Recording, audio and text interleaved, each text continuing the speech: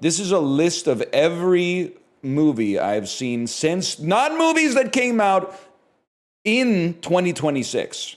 Because how many movies have I seen that came out in 2026? None. The way that we're going to do this, we're going to go bottom up because it's going to be easiest, I think, to start from the very bottom and then to move to the very top. Also, because I've been watching mostly stuff on Criterion Collection, most of these movies are actually just good to begin with. Get out of here, bro.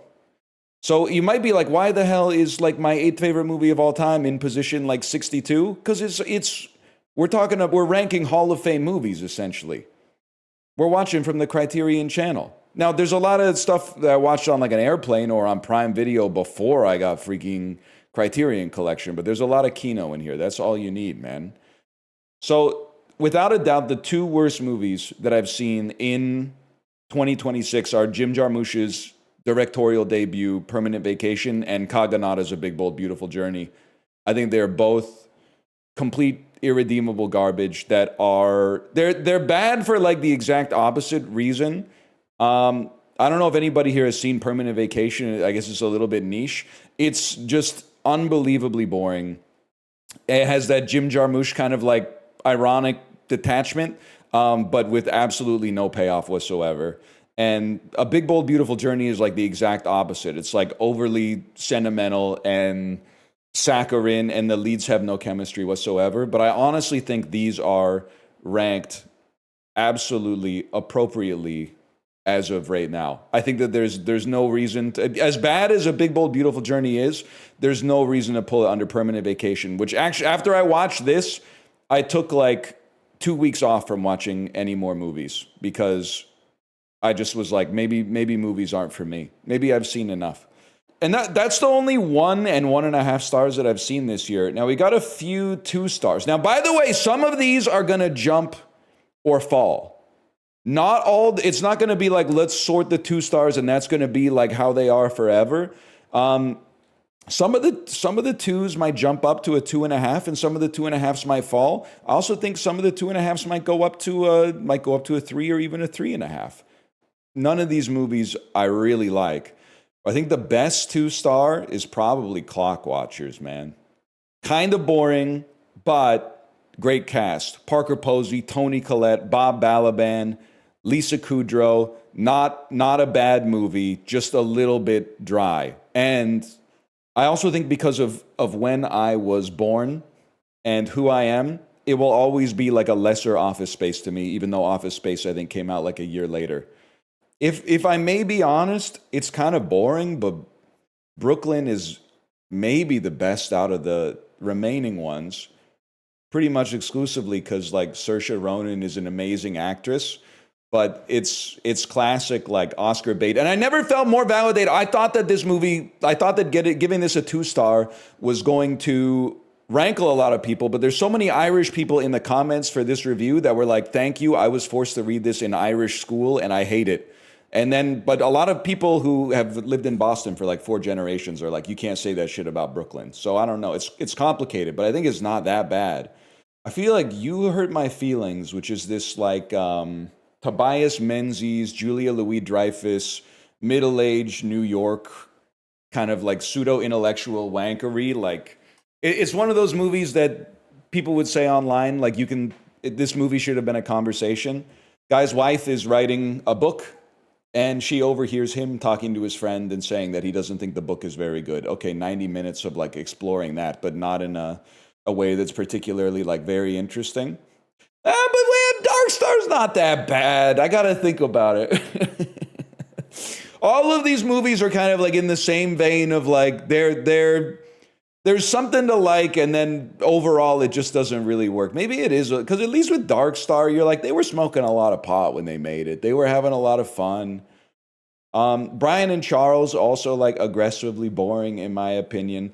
Materialist is interesting because I actually thought this was going to be good for like the first third of it, and then it completely dropped the ball. But otherwise, I would say I'm content with the rankings here, to be honest. So I Married an Axe Murderer just pisses me off because it's just Mike Myers. It's for me, it's like going too far backwards into the Mike Myers catalog. and realizing that the dude has just been doing the same thing for 40 years. So I really think that like this movie is kind of an abomination to me. You hurt my feelings this low pains me. I mean, if you're like 52 and you live in Tribeca or whatever, I bet this movie was like your Oppenheimer. But for me personally, I was just like, I just don't give a fuck, man. I think there's some sacred cows in the 2.5s. I'm gonna tell you, I'm not just doing this to be an asshole. I really think that in the running for the worst 2.5 that I saw this year is F1. Bleeder, the Nicholas Winding Refn movie with Mads Mikkelsen, I actually think it might be worse. And Night Bitch, you're not wrong. Night Bitch is also pretty bad.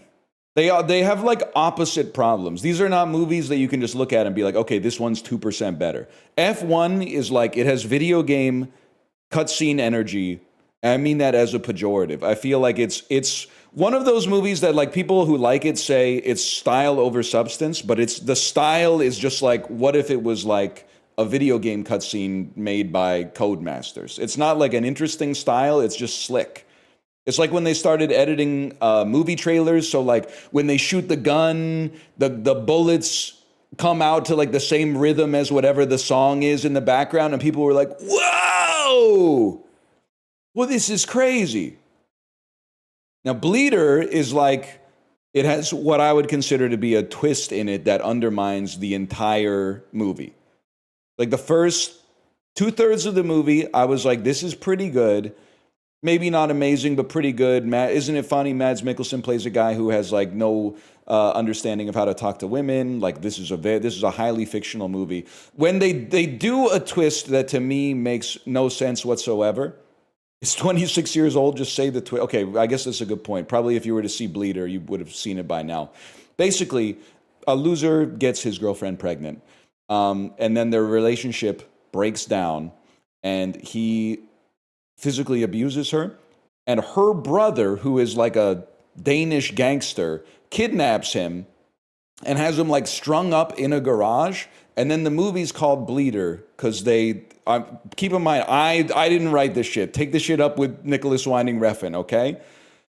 They find someone with HIV and give him like an HIV positive blood transfusion. Which when you're watching it, at first you're like, okay, A, obviously like fucked up, obscene. But B, also, you're watching and you're like, what if he gets back together with your sister, bro? Then you fucked up like severely. So you're just watching it and going like, I think this is just so far beyond, like they just did the twist to be like, it got people talking, was the way I felt about it.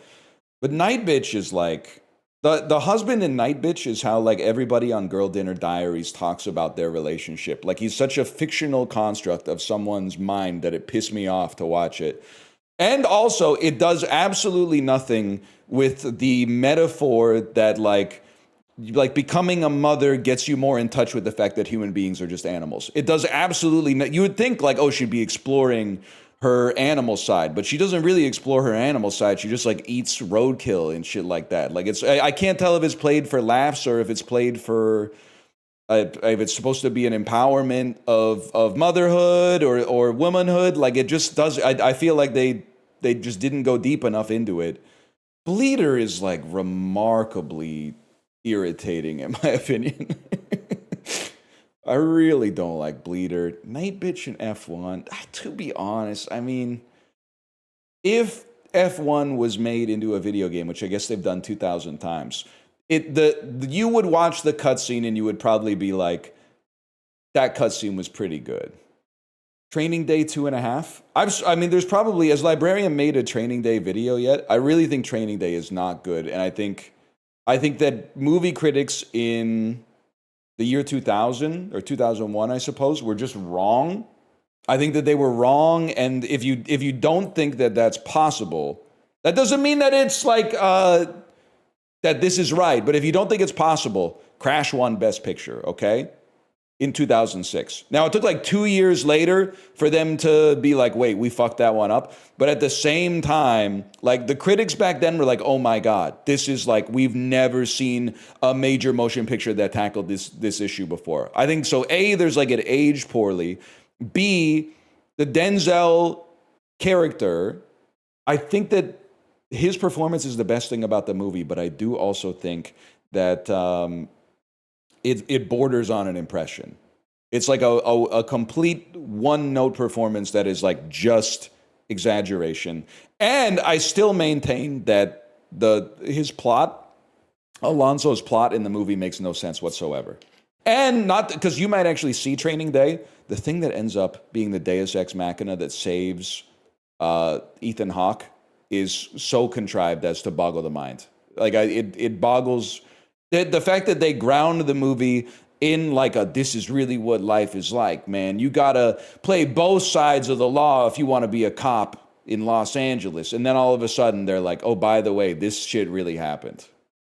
He's plot brained. It's okay. No, I mean, this is a plot driven movie. What do you want me? If this shit was like Speed Racer, and I was like, what they put on slick tires, but then they have great traction. Like that would be a different story. This is a movie. This is an Antoine Fuqua Best Picture bait movie. Like it's designed to be carried by the plot and performances. This is not a style over substance. Your review is 4.5. Wow, Ethan Hawke was baby girl in this, and you're going to accuse me of being a plot cell. Meanwhile, you don't even know the shit that I'm going to say about Singing in the Rain. Singing in the Rain is going to be up there. I'm going to go off for like 20 minutes about people who are like, yeah, the movie is pure old Hollywood magic. But what's going on with the Broadway melody? The Broadway melody is the best part, motherfucker. Gene Kelly is letting his nuts hang. Accuse me of being a plot cell in a movie that exists only to sell DVDs in 2001.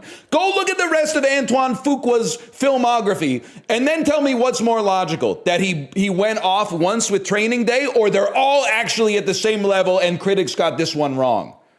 The Doom Generation is in the 3s, and it's not the bottom. The worst of the 3s is probably Golden Balls, man. I literally watched this because it was a foreign film with Javier Bardem, and I'm like, I haven't seen much Spanish and Mexican cinema, and what could I say about Golden Balls? It is a movie in Spanish with Javier Bardem. Basically, that's all I got for you. I know most of the people on Letterboxd that watched this were on their phone until Benicio del Toro showed up. And honestly, I'm not even mad at them for that one. That's valid. I have an axe to grind with movies that basically succeed just entirely on having a gimmick.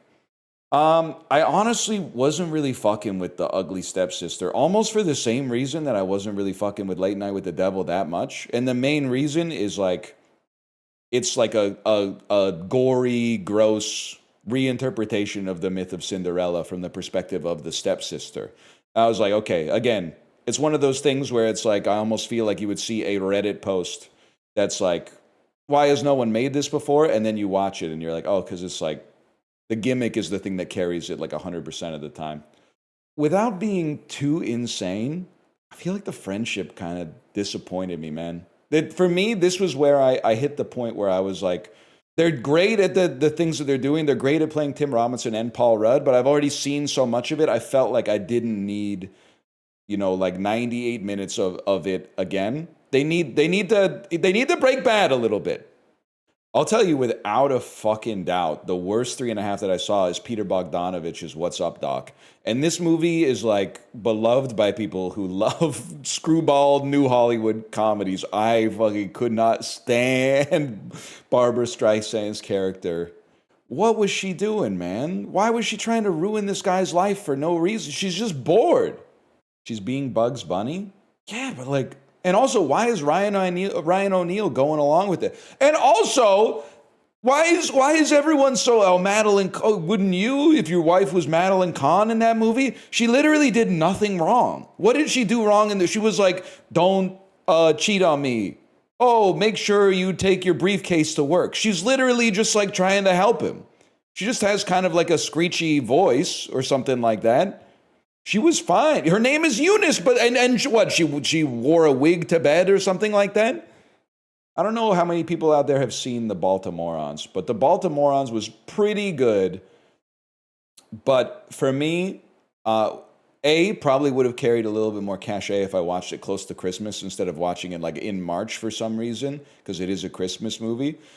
But also feels a little bit like, I don't know. This is not fair to a movie that's actually pretty good, but at the same time, I was like, if only one every 5 or 10 movies, or one every 5 or 10 years, one movie every 5 or 10 years can make it as a Christmas classic, The Holdovers ruined it for everybody else. Because I was just watching this and I was like, oh, two interesting characters weathering the holidays alone and nobody else really fucks with them. Sounds a little bit like The Holdovers. I'll say it. I think Old Joy, first movie I watched in the Criterion Collection, or the channel, I should say. B, is good, but also is really kind of boring. This is not Old Boy. This is not my favorite Spike Lee movie. But it is true. In life, you're either the motherfucker leaving the diner to take a phone call once a day, and your other friends are going, he has to call once a day? What the hell's going on with that? Or you're the dude that's jumping over like big bonfires at, I forget what park Will Oldham was at in this, but I mean, it left an impression, obviously, because I remember it. Who are you? I'm the guy stepping away to take the phone call. Roofman's the worst movie I watched last year. I've seen, like 2 years ago when I watched no movies and was never on Letterboxd, I took your opinion so seriously. But now that, like, I look at the Letterboxd profile of anybody who leaves a comment on my review, I'm not scared of you guys anymore. Because every single one of you has like a keynote, performative, curated top 4 of only classic cinema that is appropriately varied by decade, by genre, by country, et cetera, et cetera. But the last 50 movies you've watched, which shows your true appetite, is slop, slop, slop, slop, slop, big slop, like, you know, good slop, like Hollywood slop, slop, slop, slop, slop, slop, concert documentary, slop, slop, slop, slop, slop. So I think that you use your top 4 to be, not all of you, because some of you, I click on your profiles and I'm like, damn, I haven't seen anything in the last like 50 that they've seen. But they like eat their vegetables. Oh, I watched an old movie. It was kind of boring, but oh, also I loved it. Put it in the top 4 and then you're like, oh, now I can watch K-pop Demon Hunters again. Don't show me your fucking food diary, okay? Or your pictures on Instagram of what you cooked. Show me a before and after of your pantry. And that tells me what you're eating, which tells me what you fucking like and what you don't fucking like. And if the lettuce is going bad in the fridge, don't put leafy greens in your top 4. That's why fucking Roofman is a 3, and I think it's an honest 3.5. There is also something to be said. You know, you can't really evaluate like Roofman against What's Up, Doc? Because the movies came out like 50 years apart, okay? That's like going to GameSpot and being like, well, but you gave Ocarina of Time a 10 in 1996, and now you're giving like, this is a 8.4? Like there's you have to look at the strata of when it came out as well. Like I wasn't reviewing Roofman within the context, like, let me put it this way. I went into What's Up, Doc with people saying this might be one of the best comedies ever made. And then when I watched it, I was like, Barbra Streisand is so annoying in this. I watched Roofman. I heard people saying, hey, it's pretty good. And then I watched it and I was like, huh, they were right. It's pretty good. Roofman, yeah, I say Roofman's probably worse than Rashomon now that I think about it. Roofman's probably a little bit worse than Rashomon. Rashomon's freaking boring. I don't even want to get into my Rashomon take because I'm going to get accused of being that one friend who's too woke. Let me just put it this way. I think that movie is anti-feminist. I didn't say Kurosawa hates women. I just said, when I was watching the movie, I was like, damn, whoever directed this could really be accused of misogyny. Because the only thing that all 3 of the stories agree on is that she was off the pen. Let's put it that way. I would be, okay, Rashomon's probably the best of the 3.5s. I honestly also think Eastern Condors is better than But I'm a Cheerleader, but I understand. I like this movie. I'm not the target demographic of But I'm a Cheerleader for sure. And I am the target demographic of Eastern Condors. Because at the end of the movie, they have like a one-on-one, actually it's a 2-on-1 kung fu fight in a missile silo between like 2 American commandos and Vietnamese Wemby. Has anyone seen Eastern Condors? They found like a 7-foot tall guy with a mustache to play like a communist general. And the whole time you're watching, he's like, this guy doesn't know kung fu. And then they try to like hit him and he parries it and hits them with like a fucking elastic roundhouse kick in the chest. And you're like, oh shit, he's the best at kung fu. The worst. By the way, I'll tell you straight up, from watching 100 movies this year, I know my biases. If a movie comes out in 1980 to 2005, it probably just gets like a very good chance at an extra half star to 1 star, just because that's the era that I associate with like, this is peak cinema. There's just something. And then when I watch a movie that's really modern, I have to remind myself, oh, like this is a modern movie. And when I watch a movie that's really old, I have to remind myself, like this is an older movie. Like you have to meet it on its own time. 80s is when it started going downhill. Guys, we're talking about movies. And by the way, you will not find Back to the Future, Back to the Future 2, and Back to the Future 3 on here, okay? You will find those in your top 4. So before you come for me, I mean, we're talking about Blood Simple. We're talking about John Woo's The Killer and shit like that, okay? We're not talking about whatever the fuck you got a beef with. I don't know, like Beverly Hills Cop 8 or something like that. We're talking about RoboCop. We're talking about An Autumn's Tale. Where's Hard Boiled? It's fucking in the 5 stars where it belongs. You don't even know. You're so primed to get mad. You're like an exposed nerve in the mouth. You don't even know that it's your fault that your dental hygiene is so bad that you're in pain. Your media diet is so bad that you're primed to be so touchy. You don't even know. Hard Boiled is like up here, man. It's way up here. Now, can I say something while I was scrolling here? I went a little hard on Splitsville. Splitsville should be down here. I really like Splitsville. I think Splitsville's underrated. That should probably be in the 4s. The worst of the 4-star movies that are here, it's probably Bloody Nose, Empty Pockets, but it was still, all these movies are worth watching. I also think it's good, but If I Had Legs, I'd Kick You. I resonated with it, but clearly not as much as a lot of other people. It was definitely like Night Bitch if Night Bitch was good. Now, of the remainder, I promise you, I'm not just okay. Listen, dude, can I be... of the 2025 movies that are like stacked together here, I'm not totally sure that I like Sinners more than Rental Family. I almost feel like the difference is the angle to which I approach them. It's impossible to remove the movie from the context in which I saw it because I didn't see them like, I wasn't the first person on earth to see them, right? I went into Sinners being like, damn, everyone's saying this is the greatest movie of all time. Up until just after they opened the juke joint, I was like, they were right. And then when the movie would like ostensibly, when most people thought it got cooler, I was like, it got a lot worse for me. I feel like once at this point, you probably are aware that Sinners is actually a vampire movie. I thought like the first half of the movie was really, really compelling. And then when it becomes like an action horror movie, I was like, I didn't think it was nearly as interesting. Probably liked it more than I enjoyed Picnic at Hanging Rock, which is not. But then, to be honest, I mean, these are all good movies. This is where it's getting tough, man. Rental Family was like the opposite. I went into it thinking that this movie would suck and would just be like sentimentality slop featuring Wholesome Chungus, Brendan Fraser in Japan, but it's got a good emotional core. And despite being kind of like an uncool movie, I thought it did a really good job. I don't think I could put it above Sinners, man. After all that, I don't think I can put it above Sinners.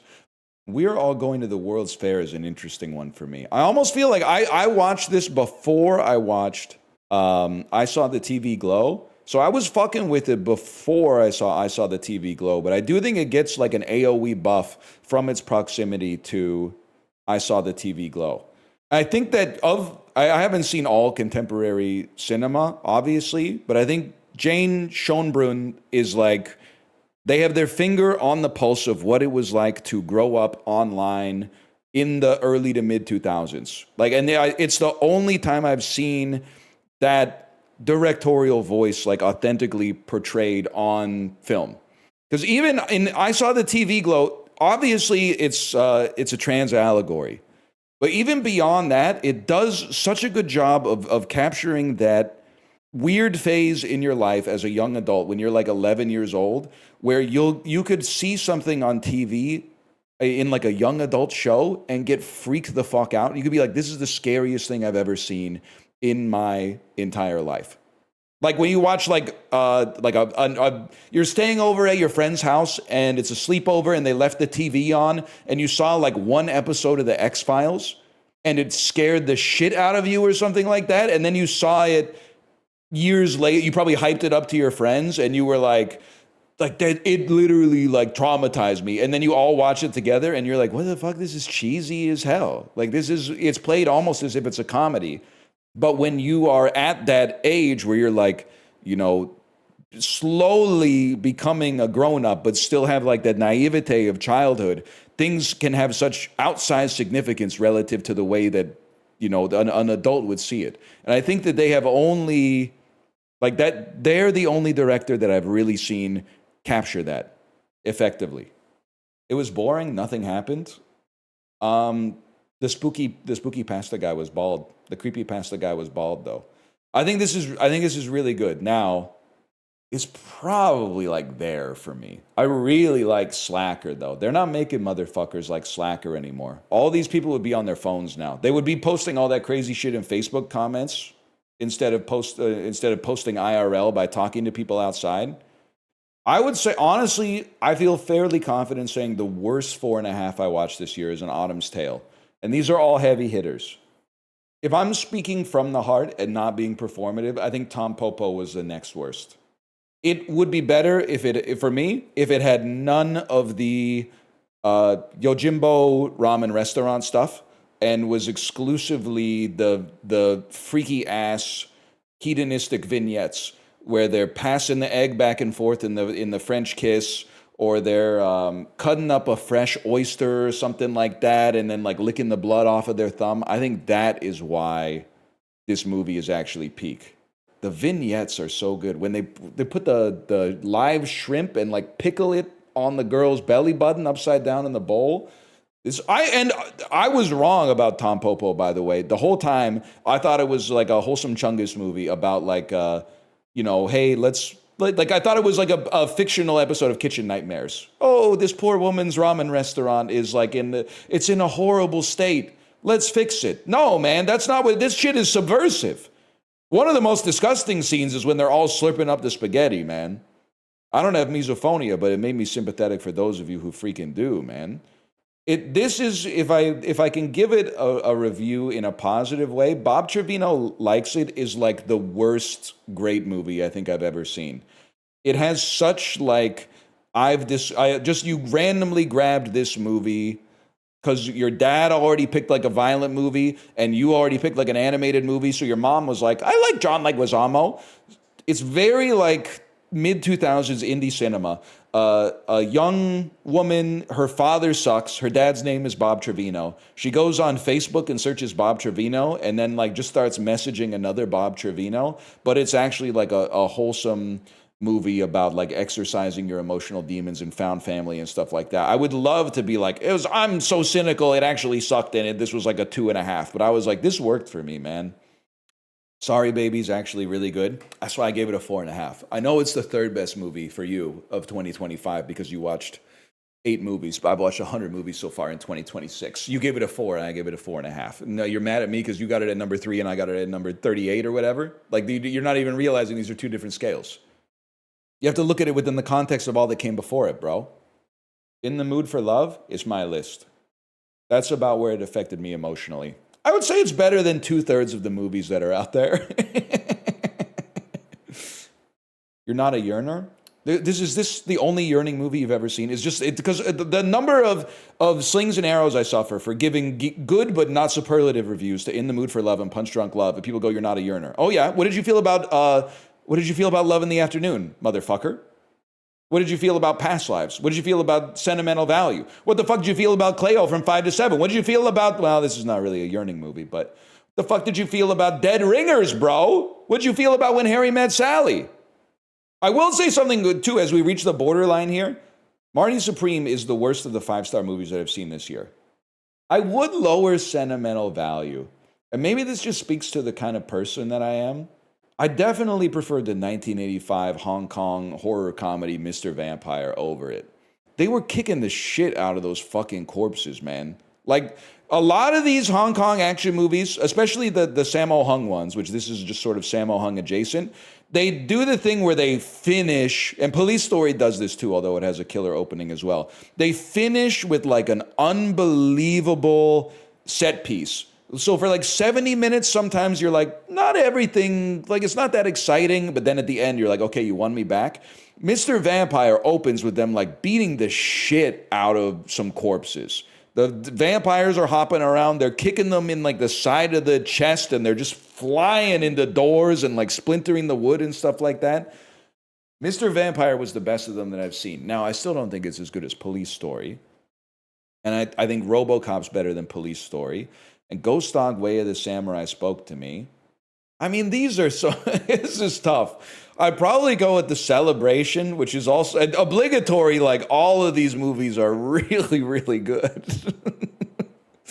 I mean, The Celebration, I think, is literally playing at Park this week as part of, like, the Finn Wolfhard's favorite movies collection.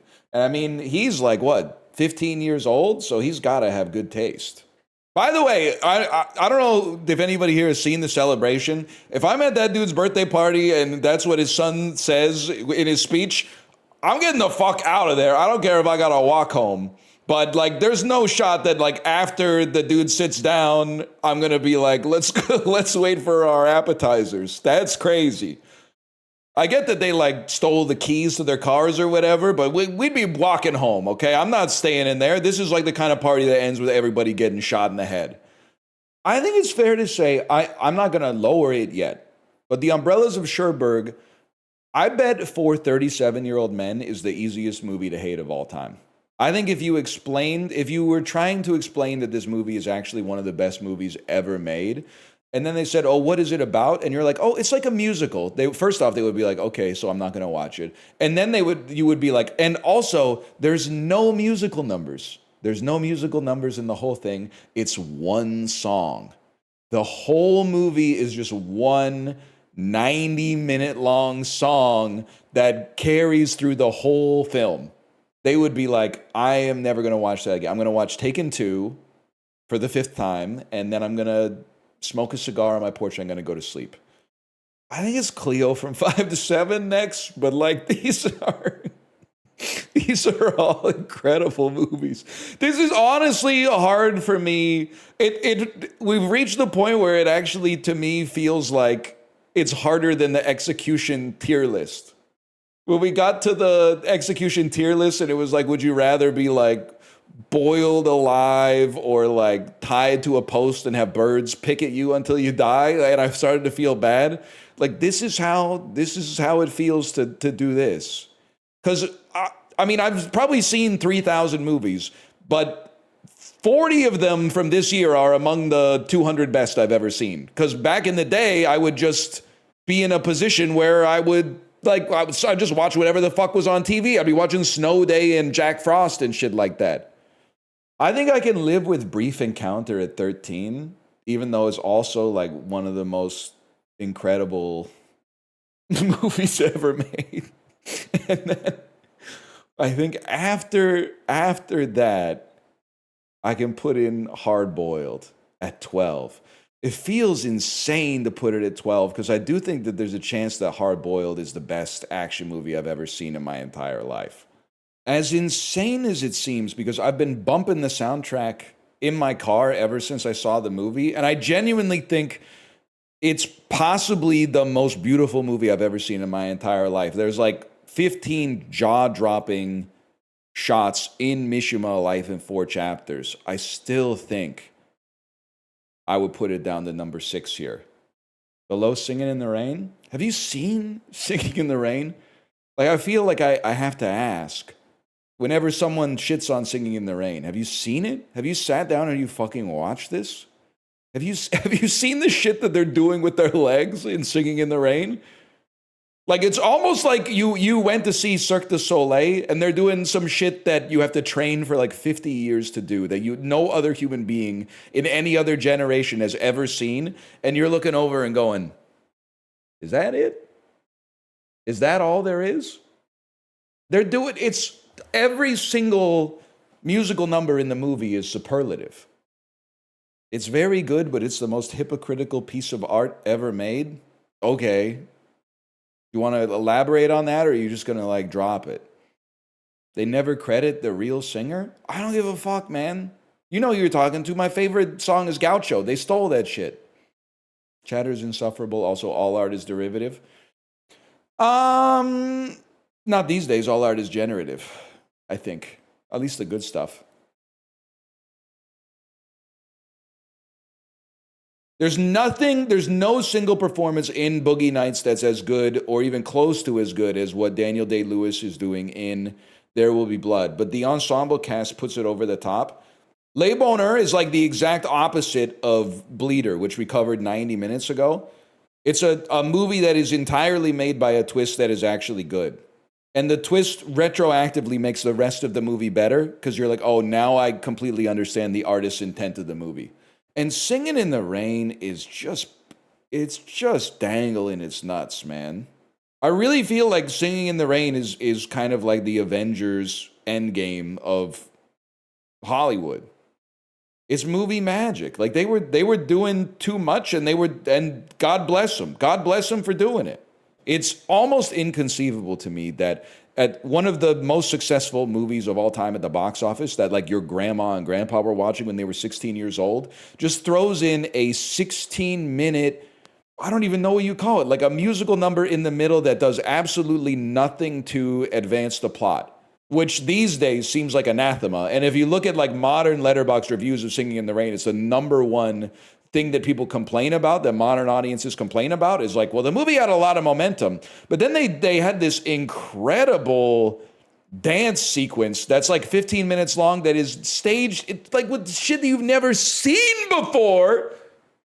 And the entire context of it within a production standpoint is that Gene Kelly was like, well, if you don't spend the budget, they're not going to give it to you next time.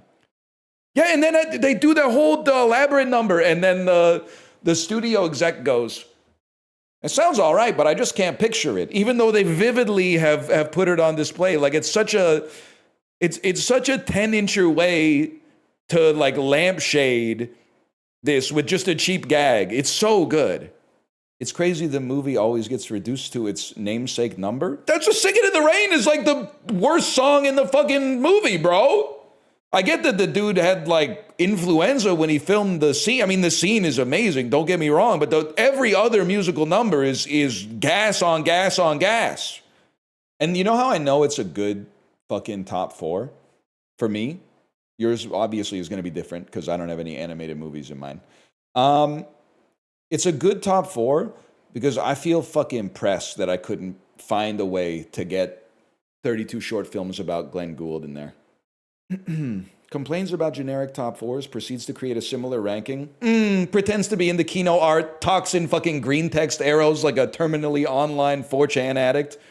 Two people can be overly reductive, bro. Also, I don't think I've ever complained about generic top fours. I've complained about performative top fours. And a lot of the performative top fours, you know, I would say that they're actually a better selection of four movies than the ones that are more honest. But at the same time, they're dishonest, which makes them way worse. Trust me, by the way, Letterboxd is very Gen Z dominated. I'll take the Gen Z Letterboxd top four of like Spider-Verse, I Saw the TV Glow, and then like, you know, one, probably usually like In the Mood for Love, and then like a K-pop concert video. I'll take that over the Millennial Man top four, which literally every single time is like Interstellar, The Dark Knight, like it's Fight Club, which by the way, those are really, really good movies that I really like. I just don't need to see it anymore. I'm sorry. Please do not ever, if you ever meet me and for some reason we're talking about movies, do not tell me your favorite movie ever is Jurassic Park or Back to the Future. I just don't want to, I don't want to hear it anymore. It's fine. You're being honest. I just don't want to hear it. I don't want to hear it anymore. The Matrix is at least interesting. The Matrix is awesome. Peggy! it will come back to you. Then the shutter falls. You've seen it all in 3D, for it's your favorite foreign movie. Down, down, down, down. Down, down, down, down, down, down, down, down. We're gonna rent out the Dave and Buster's when Josie comes home. I don't know the words, man. I know the tune and the vague scaffolding, but I don't remember the words. He's always saying some shit that's like, you know, he's always using words like Galleria. We're gonna mosey the Galleria when Josie comes home. When Josie comes home? Yeah, man. I'm a different kind of beast. When Josie comes home, I'm like so good. I'm like, she's the pride of the neighborhood.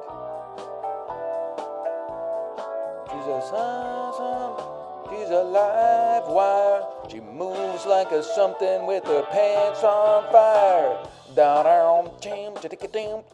It's been a while.